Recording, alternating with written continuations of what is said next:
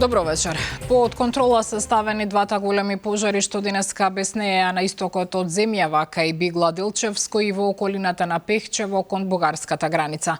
Првиот човек на ДЗС Стојанче Ангелов попладнево се сретна со градоначалниците на двете општини. Тие информираа дека во справувањето од пламените јазици во Бигла и кај Пехчево се употребени сите расположливи ресурси. Трите ер-трактори, тешка механизација, а на терен ангажирани биле над 300 луѓе. Локалните пожарникари, доброволци и местно население со цел да се спречи загрозување на домовите. Во текот на денот имавме ситуација во која што имавме повеќе мали кои што беа загрозени, но благодарение на брзите интервенции успеавме да ги ставиме под контрола. За среќа немаме човечки загрозување, имаме само лесни повреди и луѓе кои што беа овде професионалци да гасат, тоа е поради вдишување на чат. Дали во текот на ноќта може да бидат загрозени куќи, дали ги обезбедивте куќите, што за нас е најважно? Ние како општина и вие како институција која што е представник на владата на Република Македонија, пред се ни е битно да имаме да немаме проблеми со загрозување на човечкиот живот. За сега тоа ни е ставено под контрола. Сите околни мали се предупредени дека треба да се стадираат луѓето на безбедни места и доколку е потребно да ги напуштат и состојните куќи. Тука имаме и види кои што се имаше туристи, но со побрза реакција и интервенција истите се веќе преместени на друго место и се на безбедна позиција. Во попладневните часови во атарот на село Црник, општина Пехчево, добив известување дека имаме голем шумски пожар. Благодарение на тоа што пожарот во Делчево во село Бигла е во наша близина, ер-тракторите што гасеа тамо за кратко време дојдоа на терен. Историја по неколку пати вода и ни помогнаа многу во локализирањето и ставањето под контрола на пожарот.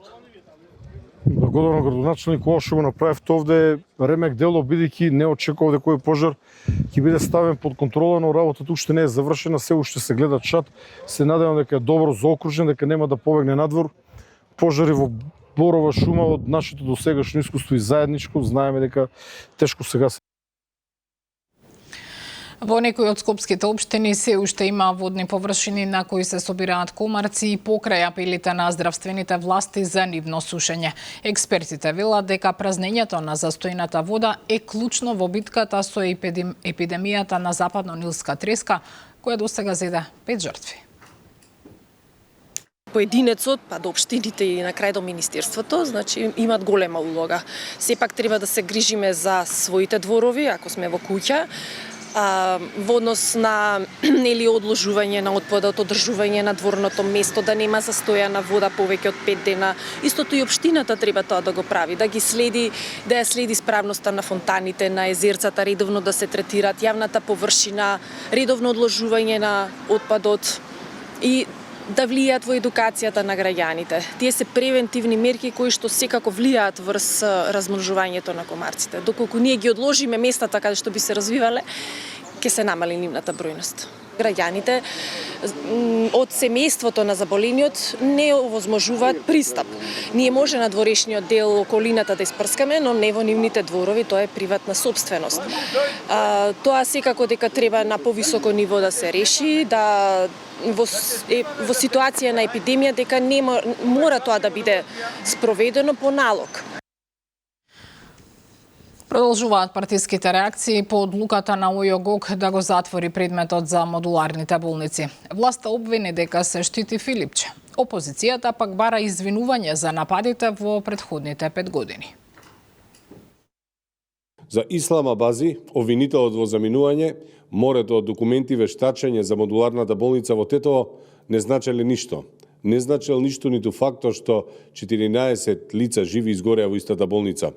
Казни добија само поранешните директори на клиничката болница во Тетово, Флорин Бесими и Арта Нетеми, и тоа условни затворски казни, а казнета беше и болницата како правно лице со парична казна. Но за мозокот на операцијата модуларни болници Венко Филипче, обвинителството, замислете, вели, не бил виновен. И ова по 5 години го кажува обвинителот, кој цел мандат им служи само на Социјалдемократскиот сојуз и ДУИ. Ако постоела и најмала основа за кривична одговорност на Филипче, зарем некој верува дека Мицкоски и ВМРО немаше да најдат начин да ја искористат. По 2 години власт, со целата мок што ја имаат, ќе оставеа нешто неискористено против својот најголем политички противник. 5 години ја користат трагедијата како политичко оружје, си поигруваат со болката, чувствата и жалта на семејствата на загинатите. ВМРО и Мицкоски треба да им се извинат на граѓаните за 5 години манипулации и ширење невистини. Но пред се да им се извини на семејствата на загинатите. Избрза ли албанското МНР и премиерот Еди Рама со реакцијата за фестивалот во Мала Преспа? Поранешниот градоначалник на Пустец Едмон Темалко наспроти нивните обвинувања тврди дека албанската химна била интонирана на крајот од настанот, а некој погрешно ги брифирал официјалните лица во Тирана. Меѓувреме, исто имев и јас една изјава сред фестивал за националната албанска телевизија РТШ. Има снимки и се слуша, се гледа, каде кажувам дека химната ќе се интонира на крај. Албанска. Почваме со македонската химна, а албанската химна ќе се интонира на крај. Дури има и видео каде се интонираше албанската химна.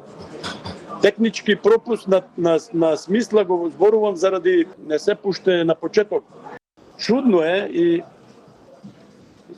како официјална Тирана да затвора очи пред оние што секојдневно се случува и во Македонија. Сите гледаме како на фудбалски надпревари во Македонија редовно се свиркува македонската химна. Се веат карти на голема Албанија, се скрлари државата, има провокации.